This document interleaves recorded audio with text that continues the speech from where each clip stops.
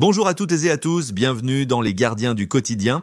Au sommaire ce soir, une attaque à l'explosif visant une société de transport de fonds à Honnête-le-Château.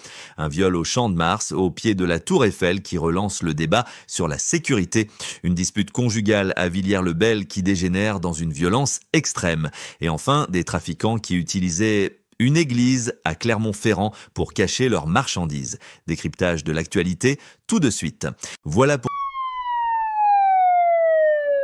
Il était un peu plus de 5 heures du matin, ce mardi 26 août, lorsqu'une première détonation a retenti dans la zone industrielle de Cantarane, à Honnête-le-Château. La cible, la société de transport de fonds Lumi.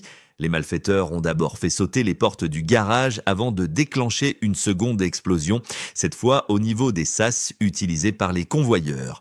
À l'intérieur, entre 6 et 7 employés, choqués mais indemnes. Les installations ont résisté, empêchant les assaillants d'aller plus loin. Les suspects en fuite sont activement recherchés.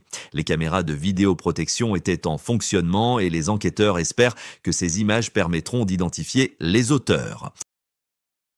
Paris à présent, où un nouveau drame s'est déroulé dans la nuit du 24 au 25 août au pied de la Tour Eiffel. Une femme de 32 ans, de nationalité ukrainienne, a été violée sur les pelouses du Champ de Mars. Selon les premiers éléments, l'agresseur présumé, ivre, aurait entraîné la victime derrière un buisson avant d'être surpris en flagrant délit par une patrouille de la BAC de nuit. Le suspect, qui s'est présenté comme un adolescent libyen de 17 ans, a été placé en garde à vue. Mais son identité reste à confirmer, faute de papier. Ce drame relance le débat sur la sécurité autour du monument le plus visité de France, un lieu sous haute surveillance, mais régulièrement touché par des agressions sexuelles, malgré la présence de dizaines de caméras et d'une forte mobilisation policière. À Villiers-le-Bel, une dispute amoureuse a viré au cauchemar. Dans la nuit de lundi à mardi, une jeune femme de 23 ans a d'abord ébouillanté son compagnon avant de le frapper à plusieurs reprises avec une fourchette. Les secours sont intervenus rapidement pour prendre en charge l'homme, grièvement brûlé, mais dont le pronostic vital n'est pas engagé. Quelques heures avant ce drame, la police avait déjà été appelée au domicile pour une première altercation.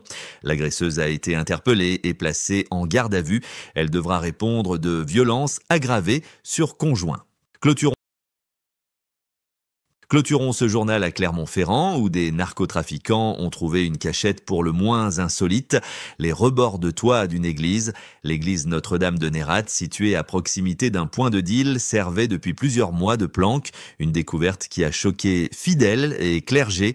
Face à cette situation, des grillages ont été installés pour sécuriser les lieux, un symbole fort de l'emprise des trafics dans certains quartiers et de la perte de repères qui indignent habitants et religieux. Voilà pour les faits marquants de ce 26 août 2025. Attaques spectaculaires, violences sexuelles, drames conjugaux et trafics organisés. Autant de réalités auxquelles sont confrontées chaque jour les forces de l'ordre et la justice. Merci de nous avoir suivis dans les Gardiens du quotidien. Prenez soin de vous et à très bientôt pour une nouvelle édition. Merci à tous de nous avoir suivis. On se retrouve demain pour de nouvelles actualités. D'ici là, restez vigilants et surtout, n'hésitez pas à partager vos expériences ou vos conseils en commentaire. Votre témoignage peut aider d'autres personnes à éviter le pire. Abonnez-vous à la chaîne et rejoignez la communauté des Gardiens du quotidien pour ne rien manquer des prochaines alertes, faits divers et conseils de sécurité. Parce que prévenir, c'est déjà agir.